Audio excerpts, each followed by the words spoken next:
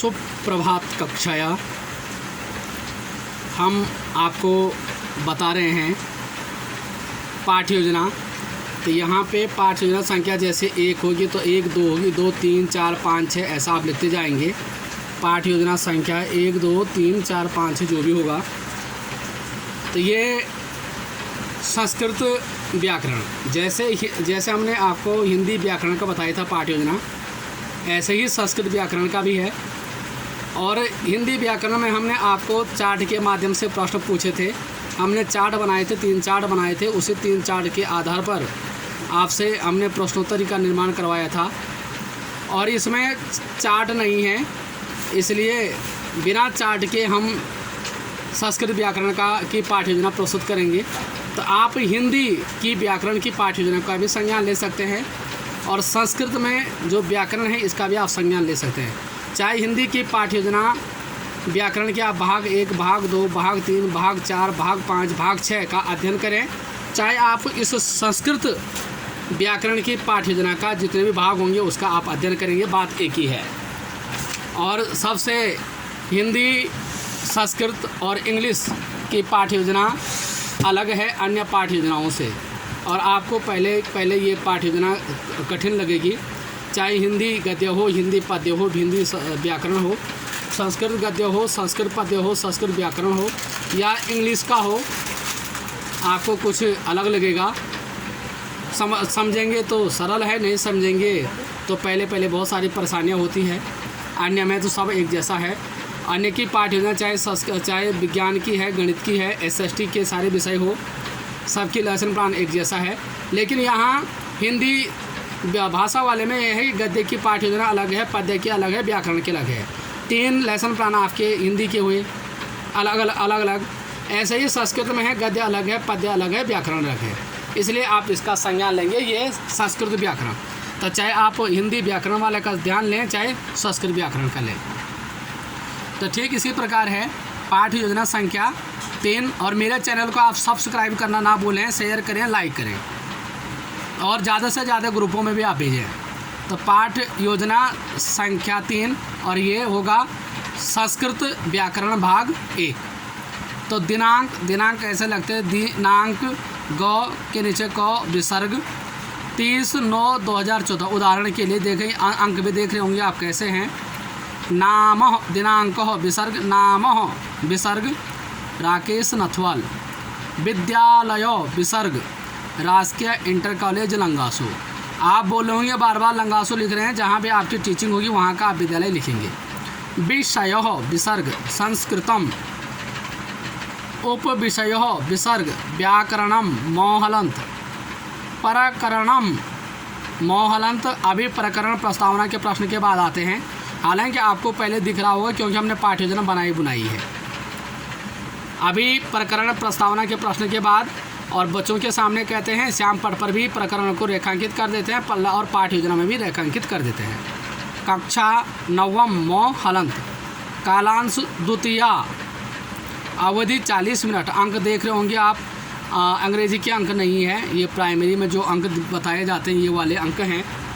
और 3 भी आप इस प्रकार लिखेंगे जैसे प्राइमरी वाला होता है 3। अब आता है हिंदी में कहते हैं सामान्य उद्देश्य और संस्कृत में हुआ सामान्योद्देश्यानि। सामान्योद्देश्यानि संस्कृत का रूप हम दे रहे हैं। और हिंदी में हमने हिंदी के सामान्य उद्देश्य बताए थे, यहाँ हमने संस्कृत में उद्देश्य तैयार किए हैं। लगे कि भी रूप दे, लगे कि हाँ संस्कृत की पाठ्य योजना है, ये हमारी कोशिश है। और आपको अन्य भी आप सुधार करते हैं, रूप देना चाहते हैं तो आप पूरा भी रूप देते हैं तो भी स्वागत है। लेकिन मेरी विधि के अनुसार पाठ्य योजना हो, नहीं तो मैं काट दूंगा, आप उतारेंगे नहीं। तो सामान्योद्देश्य यानी पॉइंट 1 2 3 4 5 6 7 8 आप देख रहे होंगे कैसे लिखे हैं। तो पहला छात्रेभ्यो विसर्ग व्याकरण नियमानाम अनुसार ज्ञान प्रधानम, तो मोहलंत पूर्ण विराम। नंबर 2 छात्रेषु शुद्ध वाक्य रचनायाः विसर्ग योग्यतोत्पादनम मोहलंत पूर्ण विराम। नंबर 3 छात्रेषु भाषा विश्लेषण शक्ति विसर्ग अभिवर्धनम मोहलंत पूर्ण विराम। नंबर 4 छात्रेषु व्याकरणम अनुसार प्रतिस्वस्थ मानसिकतायाः विसर्ग विकसनम मौहलंत पूर्ण विराम। 5 वार्तालापे सरल संस्कृत प्रयोगाय अभिप्रेरणम मौहलंत पूर्ण विराम। नंबर 6 छात्रेभ्यो विसर्ग उपसर्ग काल प्रत्ययाधीनाम अनुस्वार ज्ञानम अनुस्वार प्रधानम मौहलंत पूर्ण विराम।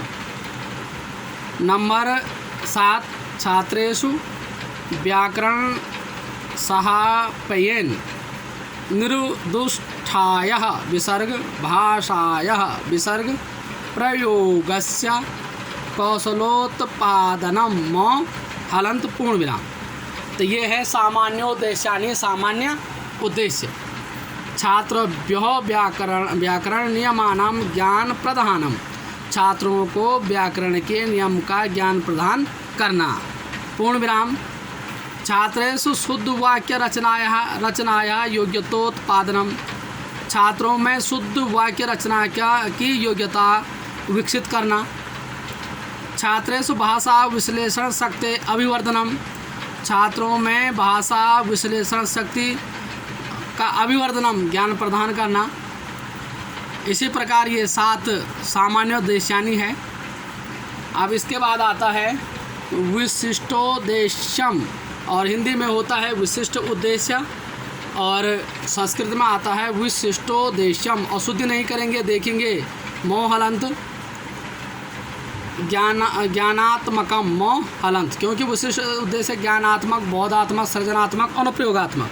हिंदी में भी यही है, सिर्फ यहाँ हम रूप दे रहे हैं, रूप देने की कोशिश कर रहे हैं। संस्कृत का पता लगे कि ये संस्कृत का लेसन प्लान है और ये हिंदी का है ना। और सामान्य उद्देश्य सभी में आप एक जैसा लिख सकते हैं।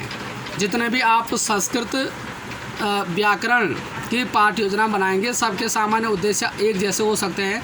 आप 10 बनाएं, 20 बनाएं संस्कृत, लेकिन 2-4 बिंदु आप पॉइंट आप चेंज कर सकते हैं। अब प्रत्येक में कर सकते हैं। यदि आपके पास अन्य बिंदु भी हैं तो आप लिख सकते हैं।